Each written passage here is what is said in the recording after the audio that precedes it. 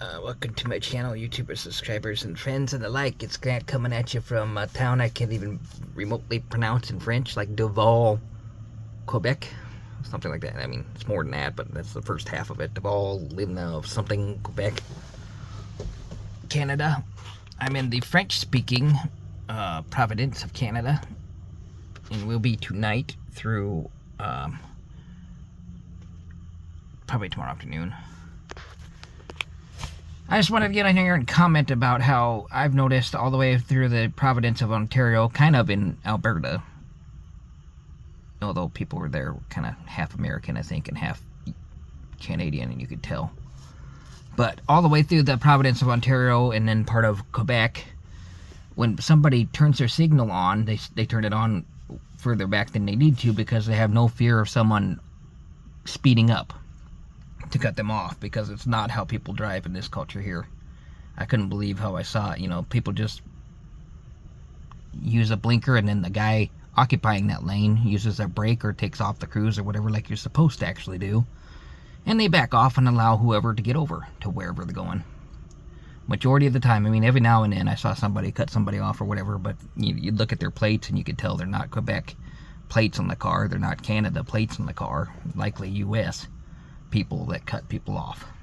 You know, I hate to say it, but the United States should throw away their DMV testing and their DMV manuals and stuff like that, and adopt the Canadian way of traveling. And really, especially now that I've seen the roads, I think we're better off making Canada the 51st through 56th state. I say that because there's I think there was 5 or 6 provinces, I'm not sure. The folks who are watching my video or they're from Canada are probably laughing at me, but you know, I didn't do too much studying on it. But I would say if they made them the 51st to the 56th state and they adopted their way of making roads and stuff, we would all be better off. Because the road, it goes in kilometers here, but starts at like a quarter mile to half a mile back. The turning lanes start and give you more than plenty of notice and time just to use the turning lane. Like, they start straight along with the road, and then eventually they turn to sharp 90, but that straightaway allows you to slow down for that sharp 90.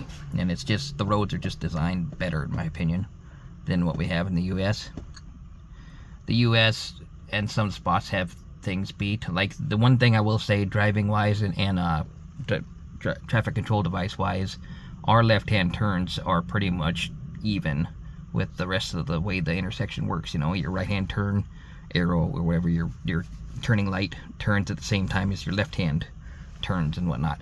Here, that is not the case. It seems like if you ever have to make a left-hand turn, especially off of a secondary road onto a primary road, that left-hand turn takes a while for that light to change. A couple times I just wanted to run the left-hand turn because nobody was coming, and it was still sitting there and sitting there and sitting there and sitting there, and giving traffic way down the hill, like a quarter mile down the hill, the green light to go through while making me wait, which was kind of stupid, you know. But that is the only thing I've seen in terms of traffic control devices that I don't like about the Canada roads, is whenever you gotta make a left-hand turn, you might as well just plan on being there for a while, because it's like it makes sure that everybody in every other direction is plenty far away before it finally gives you the left-hand arrow.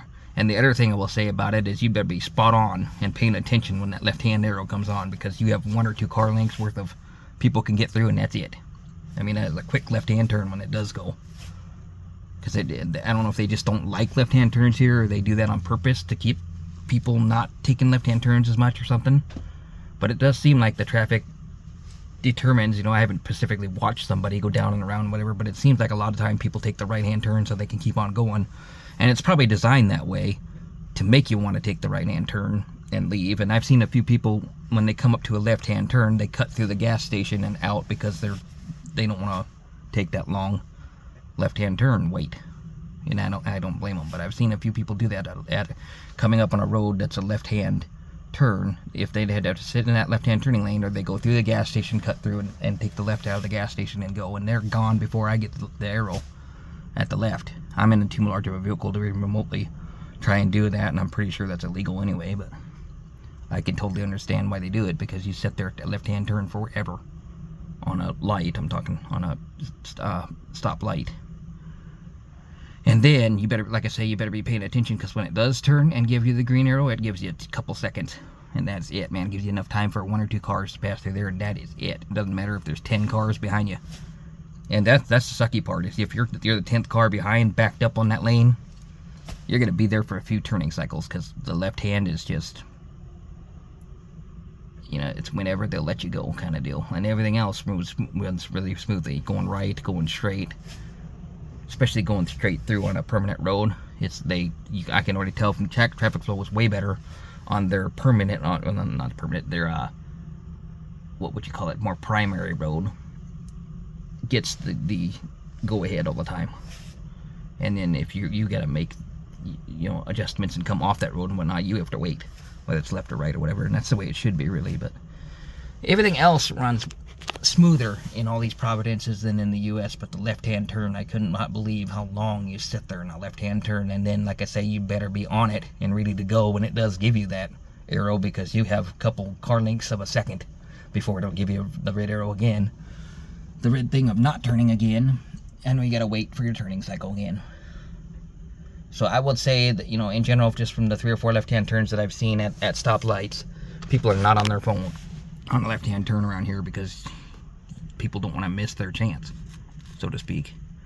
But that's the only thing I've really noticed. I mean, I've just now gotten into Quebec, and that was probably 50 miles back, or not, 60 kilometers back, I think, or something, where the all the signs, like right there, arrête is now stop and stuff like that. So it's the road sign have changed to French, but you can still tell they kept the generic symbols of a stop sign. And so people from the U.S. and whatnot, and other people in Canada who do not speak French can tell what the hell that sign is. So that's good, at least that they didn't, you know, totally murder that. But if you're looking for like signage names and stuff like that, you have to go by your GPS, because turn by turn and find any. I've realized some really weird and really long French names on these streets. But I just thought I'd give you a video of what I've really noticed. I mean, people are, doesn't matter what Providence it is, that they're a lot more courteous than the U.S. is. Whenever somebody puts on their blinker, that blinker is there for a purpose, and it lets everybody else know I would like to turn left, I would like to turn right, whatever. Doesn't matter if it's a larger vehicle or smaller car or whatever. I've seen people routinely, out of habit, hit their brakes or, you know, drastically slow down a car length to let whoever put their blinker on in, on purpose. And then when somebody gets on the shoulder of the road that broke down or whatever, they're on the emergency breakdown of the shoulder of the road. I don't know if it's a law that they highly enforce or what, but it seems like everybody gets over. It doesn't matter if it's a end-to-end traffic on the two lane each direction road, end-to-end traffic. I've seen people purposely move over to the left like they should, and other people purposely back off so to allow them in like you should. In the U.S., that a lot of times that wouldn't happen, especially if the person in the right lane is a semi-truck and there's 2 or 3 cars in the left passing lane. People are about themselves in the U.S. and they just want to fly by that truck. They don't want to get stuck in that truck, behind that truck. They don't want to get stuck waiting on the guy in the shoulder. They just want to fly on by and cut people off. And you notice the same cars and the same trucks get to the same place at the same time. Why do we have to act like complete dicks in the U.S., in my opinion? Because I never noticed how much of a war that we are waging going down the road in the U.S. until I came up here to Canada, where everybody does not do that. You turn your blinker on, people back off. You have a problem and you're on the shoulder, everybody gets over out of your way, the safer way. And the other thing I've been told by 2 or 3 different people asking about it is there's speed limits, there are maximum signs that say 100 or 110 on open road. I'm talking not in the cities, I'm talking about on the open road, because that's what I did most of my time on. There's those speed limits, those maximums they call it, but people are allowed to go 130, 140 kilometers per hour, however fast they want in traffic with the rest of traffic, so long as you're not flying left, flying right, flying left, and cutting people off and being reckless. They highly enforce reckless driving around here, but the speed limit they don't, so long as everybody's flowing like you're supposed to be flowing. So almost the whole trip up here, I ended up doing about 120, 130 to keep up with traffic, because I got pulled over by a Mountie in Alberta, my first trip, saying I was going too slow for traffic, that I either need to keep up and at least do the speed limit, because I was trying to go nicer for the fuel consumption, I either need to keep doing the speed limit or I need to turn my ass around and go back to the U.S. because people don't drive like that here. And I tried to explain to him that that's what I was doing was for the fuel consumption. He's like, if you get this out on the road, on an open road, it's universally known that you need to be at least minimum. Basically, their maximums are their minimums. So if I get out there and I'm on a road that says 100 or it says 110, I better at least be doing 100 or 110 minimum, unless my vehicle is not capable of doing it. And he said anything under, like I was doing by 10 under, let's say I was doing 110 is the maximum, and I was doing 100, which is what I kind of was doing when he pulled me over in Alberta, which I obviously didn't want to get on the phone because I didn't know if any of that's illegal, blah, blah, blah, so I didn't film it. But, you know, basically he said 10 under the maximum or the speed limit, you need to have your flashers on to warn people that you're not driving like everybody else is. Or you need to go back to the U.S. He was a nice Mountie, but he was, you could tell English was not his first language. I mean, Latin might have come from Quebec or somewhere where they speak French primarily or something, I don't know, but you could tell he was not English was not his first language, and he was a black guy, like a Somalian almost, and stuff like that, so maybe not even from there, I don't know. But he was one of them, and a few others locals have told me about how there's a speed limit technically on the books, but no one gets pulled over for speeding as long as you're keeping up with traffic. So as long as you're keeping a decent 2 or 3 car length space, you know, so you have plenty of room to stop, and you're not swerving left and right, you know, into this lane and that lane to pass people and stuff like that. If you're not acting like a dick on the road, you don't get pulled over. You could do 130 or 140 mile an hour down the road and pass a cop, or have a cop slightly faster than you pass you, and they're not going to look at you twice as long as you're maintaining a safe road distance. And that's the way it honestly should be, that they shouldn't be playing with you. And I have seen a couple people pulled over, one in Alberta, and then of course me in Alberta, and then a couple people pulled over here, but that was it. And you don't see cops here pulling people over like you do in the U.S.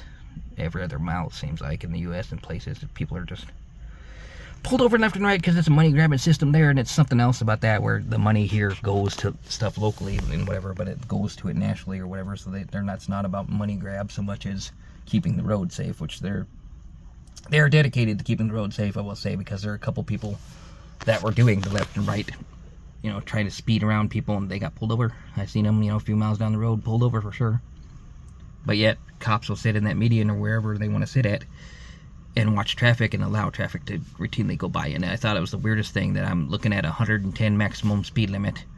People are doing 130 with the cop in the median. And I'm like, and nobody gets in trouble for this? Now, I'm driving a commercial vehicle technically right now. I'm kind of in between that, because the RV, during when it's transported, is a commercial vehicle according to United States law.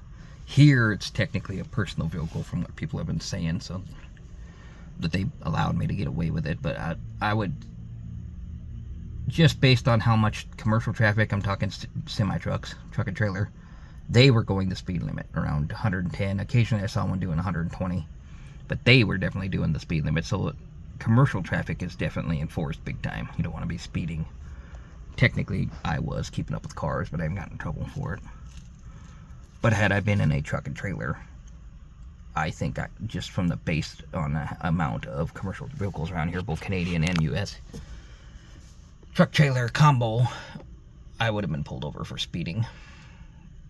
And I think probably has a hefty fine on that for commercial traffic, because it probably falls under the whole unsafe thing to do again. But they don't take regular vehicle speeding as unsafe so long as you're doing it in an appropriate manner, and you have, you know, 2 or 3 car lengths between each car, and you're giving each other plenty of space, and you're not doing left and right trying to pass people left and right like the jerks do in the United States. Everybody's able to ebb and flow pretty much and do 130, 140 mile, or 100, not 40 mile an hour, but 130, 140 kilometers per hour, which is 20 or 30 kilometers over the actual maximum or speed limit. And you're able to get to places where you're going faster. And I would imagine that they don't have as many wrecks, except for the occasional jerk that probably comes from the U.S. that passes people left and right. You know, I haven't seen too much of inner city traffic where you'd have your teens and people that are just not learning how to drive, you know, not on the open road. I haven't seen too much of it. I did see a couple of cars that were Canadian plates that were by younger drivers that flew by. But even them, I didn't see them doing the hardcore left to the right lane, to the left lane, trying to get around people. And that's the other thing, is you'd see somebody flying up on you, say they're doing 10 or 20 more faster than you are, people automatically get right over to the right lane and get the hell out of their way. In the US, there are some people who just ride the faster lane and that's it. But here they must again get in trouble big time if you ride the passing lane as passing only, and especially when you have fast oncoming traffic behind you coming up, because I've seen numerous times on my trip up here somebody come flying up there. It doesn't matter if it's a car coming flying up on a truck or whatever. Somebody comes flying up, people are paying attention in the mirrors and they get right over out of their way, so that person does not have to do the hard right and then back around left and whatever. That's just technically illegal, because they shouldn't have to, because whoever is riding in the passing lane shouldn't be riding in that passing lane. And then on the multiple highway lanes, I did see a couple trucks pass by. No trucks in the left lane. I think it's no trucks in the left lane everywhere that I've seen. They have signs. So when you have 3 or more lanes around here in the cities, I'm talking like Toronto and stuff like that, you're not supposed to be, especially not supposed to be in commercial traffic in that far left lane ever, I don't think. But I have seen a couple of people, trucks sneak by other trucks. But I'm pretty sure they were doing that hardcore illegal, and it had a cop been around, they would probably get them for that, for blocking that all up so that nobody could go around them. But that's the other thing, is you don't see limited trucks blocking the lanes up. They just get right behind each other and cooperate. You don't get up behind somebody tailgating them like they do in the US, and then those 2 trucks play 65 passing 65.1. I talk about the other way around. 65.1 passing 65 for 10 miles. You don't see that here, and those trucks are limited, but they just get behind each other. They use that adaptive cruise, and they just set it and forget it, so to speak, and they stay their even length away from each other, and they go for it. And I've only seen a truck passing another truck a few times in my entire time up here, but they don't ride each other like the Eagles in the US again. I hate to say it, but I give the US drivers an F now that I've seen how other people in the world in a different country drive, because these people are nicer, and just some simple road rules, like when somebody puts a blinker on, you back off and let them in, because what's the point of being a dick? But there are people in the US that the blinker comes on, half the time people in the US don't even use their blinker anymore, because of the fact that when they put their blinker on, the person in the other lane speeds up. And it's like, basically in the US, I have to be a dick and not put my blinker on and just cut people off, so that when I do because if I did put my blinker on, especially in a larger truck, I did put my blinker on, the dick in the right-hand side or wherever would just speed up, whether in the right-hand side or left-hand side or wherever. They'd see that blinker come on and immediately you gotta speed up and get around whoever, especially if you're in a truck or an RV or a larger vehicle. They'll do that to you.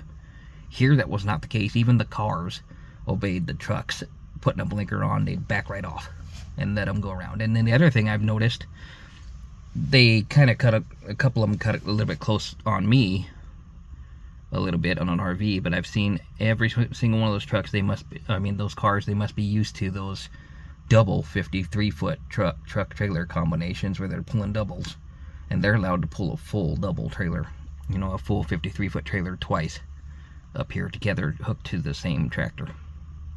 They have to go slower than the average traffic, but you notice how, since people are used to that and the fact that they must realize around here how heavy that weight is, they stay the hell away from those trucks when they get back over in front of them, and they have done that with all the regular trucks, because they get used to, they must be taught better in the DMV in their testing and whatever, that you don't get over right in front of a truck, because the potential for the kill zone, so to speak, if you get right in the car length in front of a truck, because of the amount of weight behind it. Those people, I hate to say it, but it seems like Canadians are smarter about going out there driving than the US people are, because US people just get right over, and some people cut off those big heavy trucks, and I don't know, but my eyes have been open. That's part of the reason why I came up here to Canada to explore this. I was a bit worried about the currency exchange rate type of stuff, of getting screwed over there, and I might have got screwed over a little in the fuel. And then my phone working and not working and stuff like that, I've had to adjust to some stuff. But it has been an eye-opening experience, because now when I go back to the US, I realize how much I've been a dick and how much everybody else has been a jerk to people.